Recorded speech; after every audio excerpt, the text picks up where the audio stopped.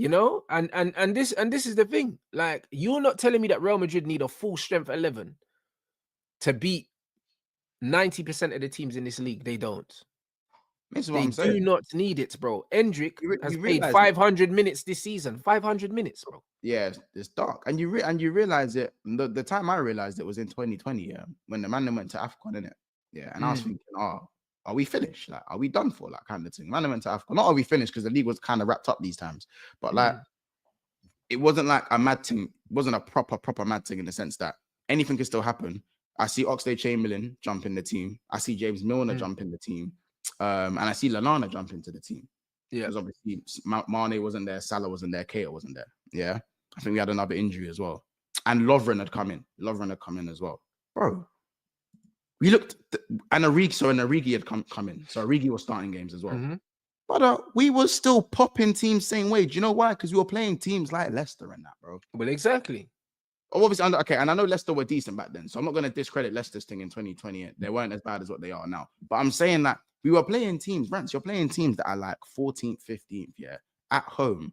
And cool, because it's AFCON, the man them aren't there. Yeah, cool, Klopp was forced to make those changes. But it just goes to show, if the system is good enough, then even though you take out certain pieces of the puzzle, the plan still stays the same. Do you know what I'm saying? Whether it's one player hit, whether it's Oxlade-Chamberlain left wing, or I know Mane is 10 times better than Oxlade-Chamberlain, but my point is the patterns of play are still the same. Well, they should be. They should be anyways. Do you know what I'm saying? And the cogs should still be able to turn. You get it? And I think, as you said, too many managers are scared to play. Either they don't trust their squad, or they're in this realm where they think you need to have a full strength team. I was raging when I saw Gravenberch play 90 minutes versus Southampton, or 80 minutes. Yeah, but this is my point. And the thing is, think out versus PSG right afterwards. This isn't a new thing, though. Do you know what I'm saying? This isn't a new thing. This has been a problem for a long time, bro. And this is why, like, they don't have proper football people, asking the questions in football. And no disrespect to the football journalists, but they're not proper football people. Do you know what I mean? Because most of them have never kicked a ball in anger. I'd say probably all of them ain't kicked ball at a decent level. And when I say a decent level, I'm not saying they had to play pro or even semi-pro. A decent level, you can play a decent level Sunday league and play for a good team, bro. Do you know what I'm saying? So when I'm in a decent level, in a top league Sunday, in a decent team with decent players, not just rolling up at Power League with your mates and you're playing because you paid. I'm talking about where a man can look at you and say, yeah, I'm gonna pick you. Do you know what I'm saying? I guarantee you, no one is going to a team and a manager's picking them, bro. Do you know what I'm saying? Them man are paid to play ballers. So that shit don't count. It don't count. Because anyone can play if you book the pitch yourself. I'm talking about you go to the game and you ain't booked the pitch and someone saying, yeah, I'm picking you. So how the fuck can you be able to change half your players and you have a squad like Real Madrid squad, a squad like Man City squad, even a squad like Man United squad, and you're complaining about fixture congestion, bro, when not only do you have a first team, but you've also got an under-21s as well. So that means you got 50 players to choose from, and you're trying to tell me you can't pick a squad knowing that you can substitute 5 players, and you think if you make 2 changes, you're going to lose the game, bro. How good are you at setting up this football team? Really? Is it, bro? How good are you, bro? Because even when we play 5-a-side with the man them, if you've ever been to a 5-a-side tournament where it's a thing where you're playing all day, brother, you have to manage minutes, bro. Like, you start your best players, and then, brother, you know that you have to play 4 games in the group stages. Then man, I got the last 16, whatever, quarterfinals, whatever, bro. Like, I've been at tournaments where the tournament starts at 10 and it finishes in the evening, bro. 10 in the morning. Do you know what I'm saying? And your legs are burning, play, bro. And you know what happens? You go 1 or 2 goals up, and then you're changing players, and then you're keeping the ball and you're running down the clock, bro. That's what you're doing, bro. It's called game management. Game management, bro. That's what it's called, bro. And as a coach, it's the same thing, bro. You start your best team, or what is close to your best team, and then you make changes in positions that won't be detrimental to the team. That's what you do. So even if you have to change one of your wingers because you need one of your wingers to play, that's fine. Do you know what I'm saying? Change if you want to change one of your midfielders, If you want to keep your double pivot the same, but you want to change the 10 in front, and you change the 10, and then you might change one of the fullbacks. Do you know what I mean? Depending on who you're playing against. If you're playing against a team, yeah, that's got a really tricky winger or stuff like that, you might want to start your best fullbacks, but maybe change one of the centre backs. Do you know what I'm saying? You make little tweaks and that. Fergie used to do it all the time, bro.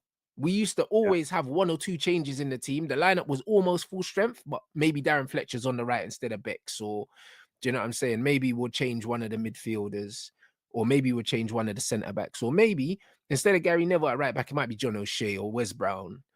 But it was pretty much an unchanged team, bro. And that's how you keep players fit, bro. This is how you keep them fit. And this is how you keep them hungry as well. Because players know, even if you're playing well, it might just rest you anyway. You just might not play. Do you know what I'm saying? And also, it keeps the other players motivated because you know that you're going to get your chance. You know, you got to train hard. You got to stay ready because you know at any given moment, the manager's just going to throw you in there. When you're in a team and you know the manager plays the same 11 every week, if you know you're not a starter, bro, what am I doing? Yeah, you're never going to get the best. You're not going to get the best out of certain players, bro. Listen, I'm turning up to training and I'm texting my agent in the morning saying, bro, like, how's the search going, bro? Like, bro, like, I'm not going to play. Like, I'm not going to play, bro. Like, there's no motivation. I'm turning up to work and man's doing the fuck it thing, bro. Like, when man's working in a job, it's a retail job, and you know, you want your side hustle to be your main hustle, and this is just paying the bills. It's paying the bills. This is how man are turning up. Paying the bills.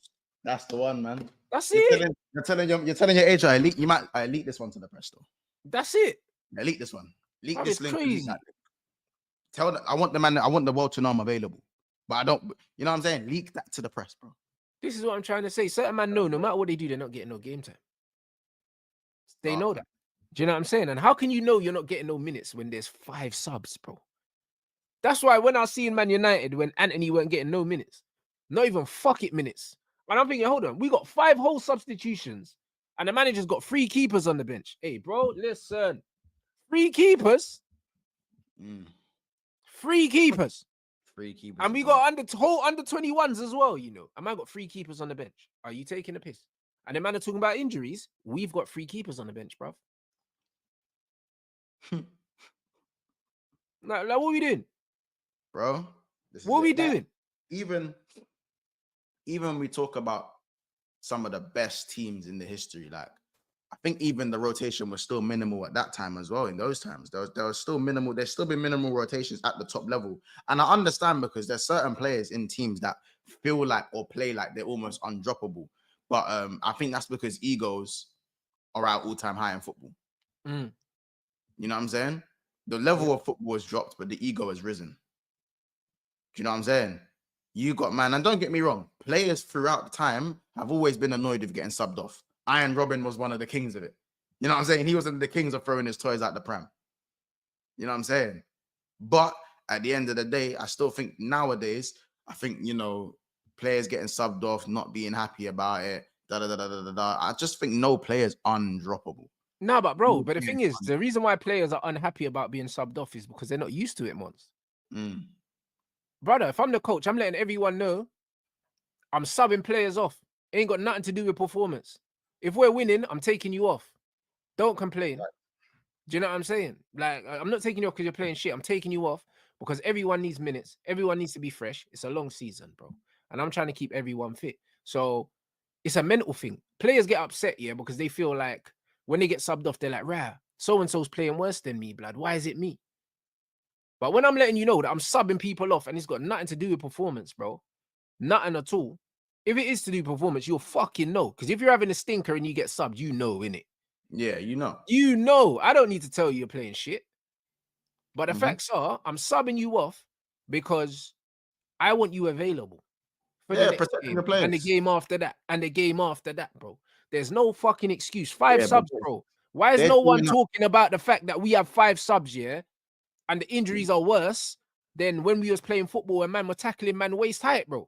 Man, we're getting tackled waist height and playing more games. You know, bro, because they're putting stupid things in contracts about minutes and that and appearances, bro. They're putting stupid shit in, like, do you know what I'm saying? Certain stuff's in certain man's contracts, they're gonna be playing in that.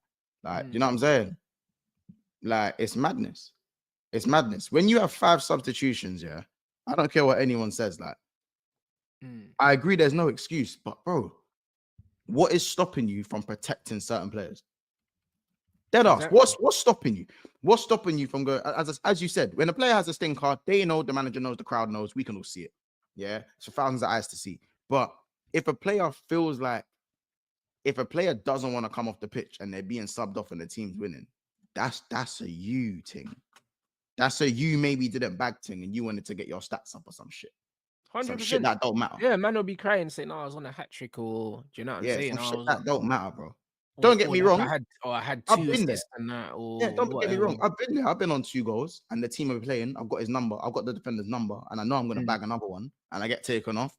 But like at the same time, it's not this team shit or I'm shit. It's just like, It's frustration, but at the end of the day, you'll get over that frustration real quickly. Bro, next game, bro. How about this? I'm in training the next day. I'm laughing in training, bro.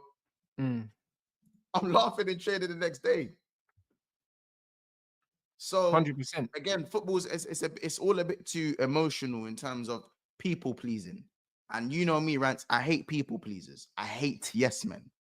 People pleasers and yes men. Don't like that shit. A lot of that in football these days. A lot of that. Yeah, but bro, but this is it, bro. But this is exactly it in football, bro. And this is the problem. And that's why in modern football, it's very hard to tell, now who's responsible for what decisions anymore. Do you know what I'm saying? It's very, very hard because it's like you get certain managers saying, "Yo, this was my decision," but was it really though? Or was it really your decision though? Do you know what I'm saying? Oh, this player's gone, or I've loaned this player out, I've sold this player, I've done all of these other things, but was it really your decision? Or were you told that you had to do it?